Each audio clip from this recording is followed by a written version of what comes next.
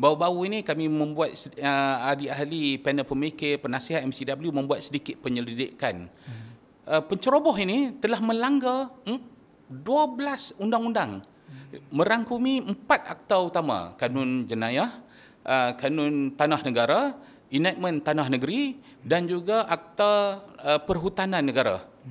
Jadi undang-undang dah mencukupi. Apa masalahnya sehingga mereka dengan mudah dapat menceroboh tanah milik kerajaan, menjejaskan keselamatan ekonomi rakyat dan kedaulatan negara? Apa faktornya? Ianya berlaku.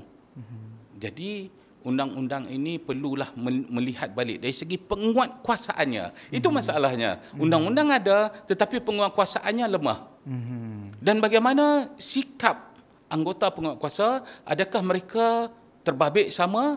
Adakah mereka, itu perlukan satu kajian, dan bagi saya SPRM perlu untuk membuat siasatan yang lebih teliti bagi memastikan perkara ini, terutamanya berkaitan dengan penlibatan orang-orang politik dalam pengambilan tanah ini.